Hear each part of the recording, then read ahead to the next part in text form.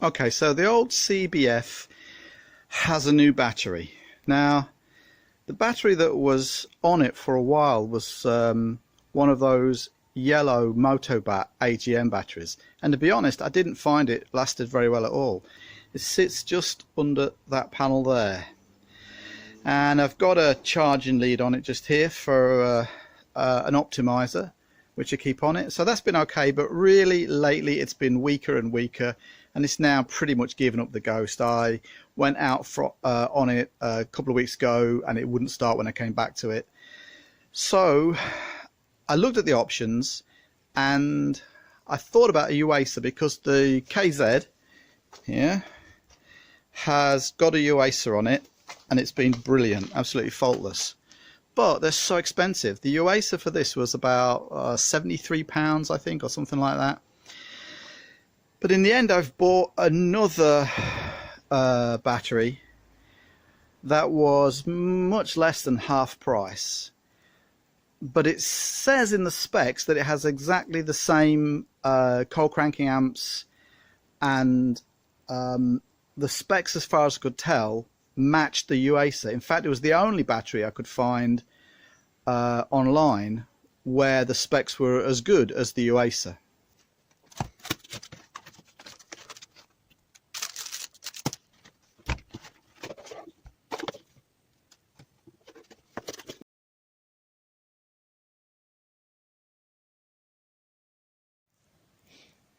Now, it's an absorbent glass mat battery, AGM. So for those people that don't know, an AGM battery is a battery that's supposed to have some advantages. Things like better cold cranking, better cold start values, and it's maintenance free.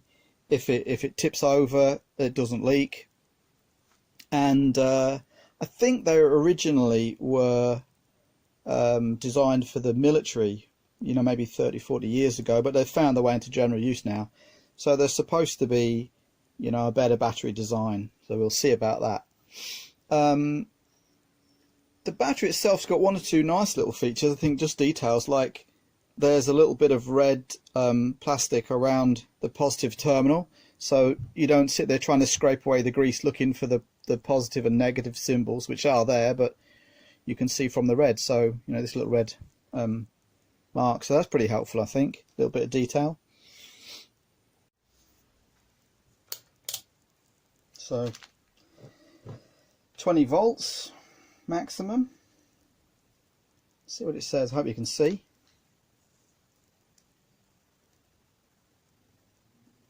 .8.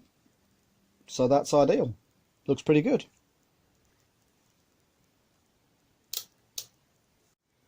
So on the surface of things, this looks like a thumbs up, pretty good. We've just got to fit it to the bike and see how it goes for a little while. Obviously this isn't a long-term test, but I will maybe try and make mention of how it's going on the bike when it's been on for a while. Okay, so just out of interest, let's see what juice is left in the Motobatt, which I think is shot. From what you can see. Oh dear. 4.55 volts. Yeah, that's not much, is it?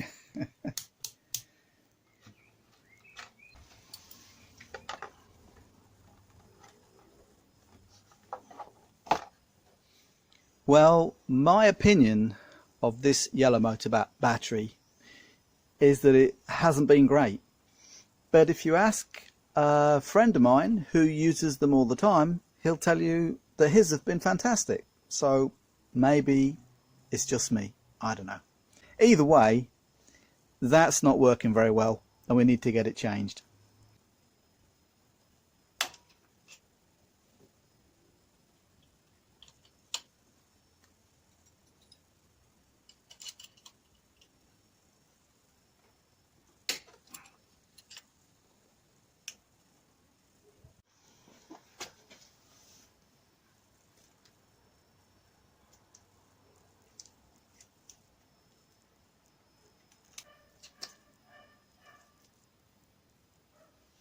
I think I put all that tape on because I was worried about it grounding out on the tank just there. Well, we came indoors because we were losing the light levels outside, but to be honest, I'm not sure that we're that much better in the garage. Still, we'll press on.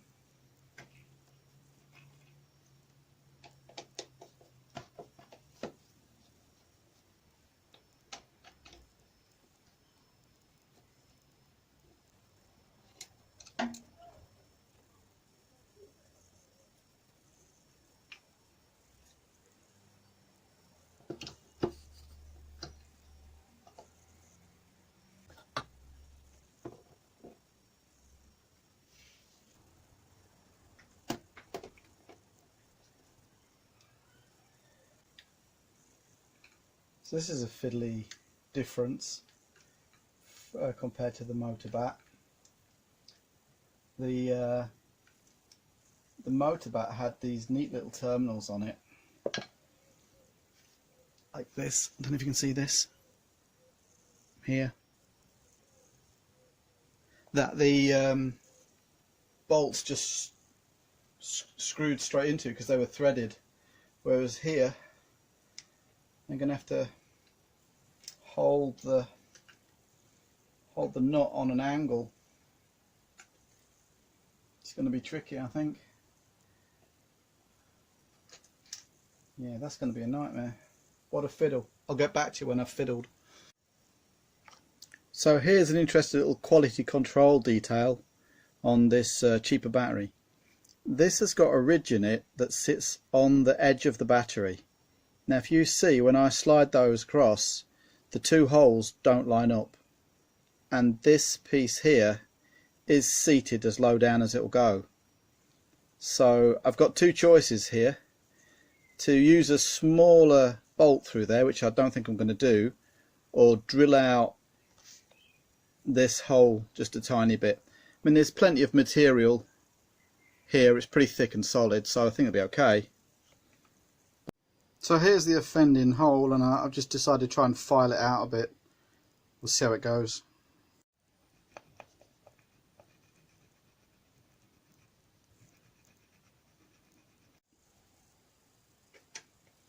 Well, this has been a right old faff. I've been filing away on the bench. In the end, I got a metal cutting drill piece out that did the job. So, but there we are. I think that's done it eventually. But it was a royal pain in the arse. But I think there we are. Well, that's just the earthing strap. I think it looks like the positive side won't have any problems.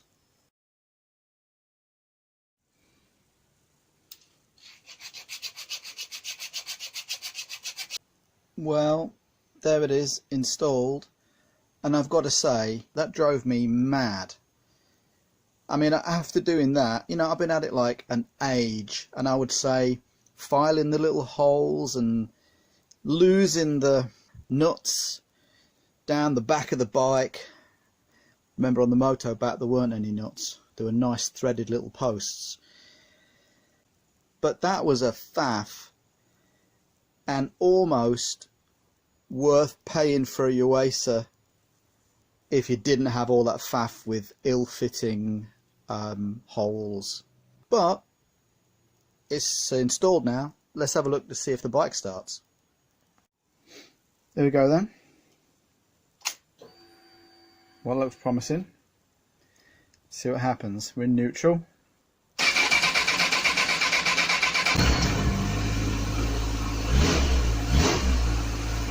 Bingo!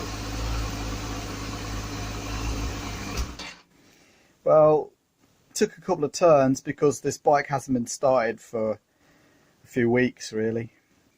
So, yep, battery works, yay. Now put the cover on, go and have a cup of tea. I've had enough of this. Bye.